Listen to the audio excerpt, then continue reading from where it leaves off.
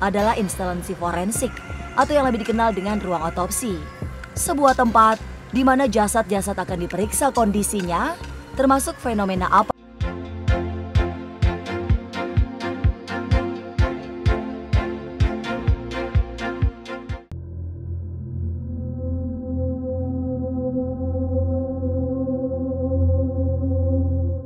Misteri di ruang otopsi.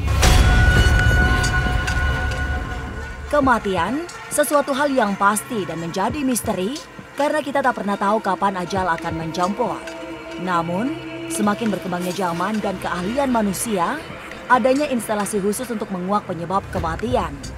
Adalah instalasi forensik atau yang lebih dikenal dengan ruang otopsi. Sebuah tempat di mana jasad-jasad akan diperiksa kondisinya, termasuk fenomena apa di dalamnya. Karena berdekatan dengan misteri kematian dan berhubungan langsung dengan jenazah, maka tak jarang banyak pengalaman ganjil yang dialami saat berada di ruang otopsi.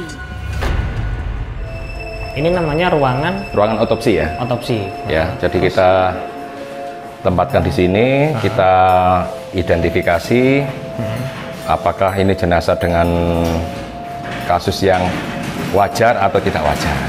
Baik itu identitasnya, itu kita gali semuanya di sini sambil menunggu keluarga. Satu freezer ini satu jenazah. Jadi kapasitasnya bisa muat 4. Tapi karena ukurannya besar, kalau memang emergensi ya bisa didobel. Bisa dicoba di. Oh ya. Ini. Berarti mayat itu langsung di. Ya, kita masukkan sini. Kemudian kita dinginkan sambil menunggu proses biasanya. Banyak masyarakat beranggapan jika instalasi forensik merupakan tempat yang menyeramkan, lantaran banyak jenazah yang meninggal secara tak wajar diperiksa di sini. Konon, hal inilah yang membuat banyak penampakan atau suara tak kasat mata. Bahkan, aroma ruangan pun sangat begitu berbeda dengan ruangan rumah sakit lainnya. Di ruangan ini yang penampakan sering tuh sosok perempuan. Kalau saya lihat juga itu dulu korban pembunuhan, istilahnya dari terawas. Nah, jadi duduknya ya gini nih, ambil dia cuma gini, cuma nggak aktivitas, jadi cuma duduk, ayun-ayun kakinya cuma ini. Kan di sini 12 hari. Pada waktu besok dimakamkan malamnya, ya ada bunyi-bunyi gitu, akhirnya ini yang buka kunci ini. Gimana maksudnya? Bukanya langsung buka gini, padahal ini pintunya buka. Padahal itu pada waktu itu terkunci. Iya, kalau tidak buka kan nggak mungkin. Kan sini kan rapat malam, terus paginya dimakamkan itu. Ruang autopsi ini seringkali yaitu terdapat gentayangan atau gangguan dari makhluk yang tak kasat mata. Makhluk astral intinya ini adalah makhluk yang sering mengganggu. Memang setan, jin itu selalu memang ditugaskan untuk menggoda umat manusia. Apalagi meninggalnya ini dalam keadaan tragis, dalam keadaan yang mengenaskan. Tentunya banyak pengalaman mistis yang dialami para petugas di ruang otopsi. Lantas, bagaimana pandangan ulama mengenai suatu ruangan tempat bersemayamnya jenazah? Benarkah di sana akan menjadi sarang jin yang kerap mengganggu manusia? Korin itu adalah salah satu makhluk Allah yang tidak menurut daripada kekuatan atau perintah Nabi Sulaiman alaihissalam. Maka korin di akhir zaman ini sangat identik mengganggu orang-orang. Ketika manusia pun akan mengeluarkan yang namanya ruh dari jasadnya atau akan meninggal dunia, itu diganggu oleh korin supaya dia tidak mengingat Allah Subhanahu wa taala jalla.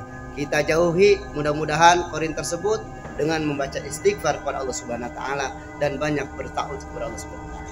Insyaallah kita akan dijaga oleh makhluk Allah yang namanya korin.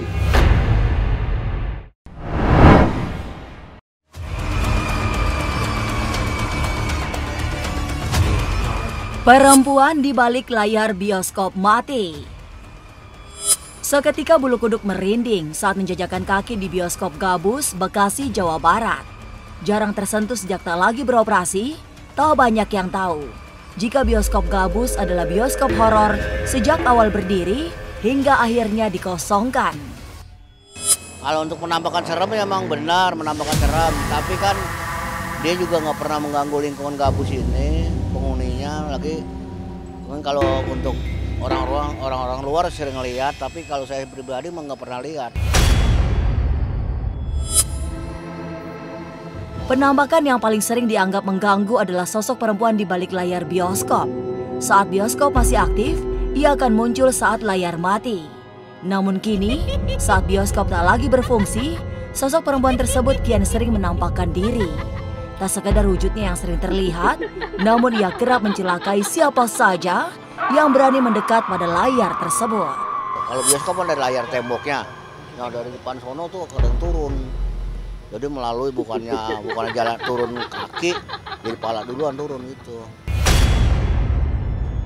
Penampakannya apakah Gandarwo atau kuntilanak kan begitu. Apa yang udah pernah masuk kemari mah dulu anak Depok. Nyari konten begitu, dia kan itu didatangin salah satu Gandarwo. Makhluk astral berwujud perempuan yang kemudian orang menyebutnya kuntilanak hingga genderuwo ini ternyata tak hanya usil di dalam bioskop.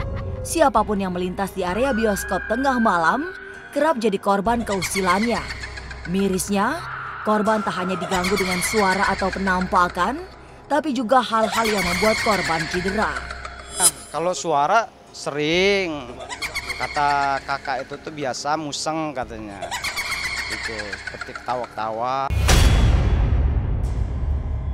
Nah kalau yang namanya ini dulu kan sini masih ada pohon dondong nih. Emang sering di sini nih. Kadang-kadang nih di teras-teras ini uncang-uncang angge tuh gitu. Terasnya ini kan itu. Kadang-kadang itu apa? Jenis perempuan.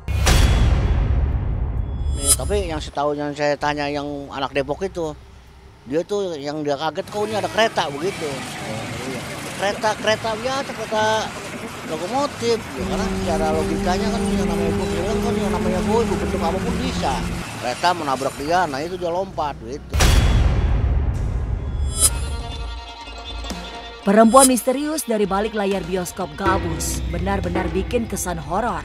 Puluhan tahun tak digunakan dan bangunan dibiarkan terbengkalai. Konon membuat sosok penunggu marah saat manusia berada di sekitar lokasi. Tak heran jika mencelakai manusia dianggap sebagai cara untuk mengusir. Pokoknya apapun mau bioskop atau apapun tempat yang memang sudah jarang ada penghuninya atau dikunjungin atau memang tidak ada kehidupan sama sekali, pasti akan membawa sesuatu yang membuat merinding dan pastinya imajinasi juga mulai bermain di situ. Jadi wajar kalau misalnya banyak yang bilang kata itu akan itu jadi horor gitu. Kalau setuju atau nggak setuju kan emang itu kan segala sesuatu kan tidak bisa dilihat ya. Jadi tetap harus berhati-hati, waspada dan berdamai sama diri kita dan berdamai sama apa yang ada di sekeliling kita. Sebetulnya bisa dijadikan tempat tinggalnya jin, setan, bahkan iblis sekalipun. Lebih-lebih kalau rumah, gedung, kantor, tempat tersebut sudah lama kosong. Nabi SAW mengajarkan doa kita berlindung kepada Allah Subhanahu wa taala, bismillahilladzi la yadurru ma'asmihi syai'un fil ardi wala fis sama wa huwas samiul alim. Kita berlindung kepada Allah, atau kalau seandainya kita tidak bisa yang panjang-panjang, a'udzubillahi minasyaitonir rajim, cukup. Jangan justru sebaliknya kita permisi kepada jin, iblis dan sebagainya, justru dia semakin besar.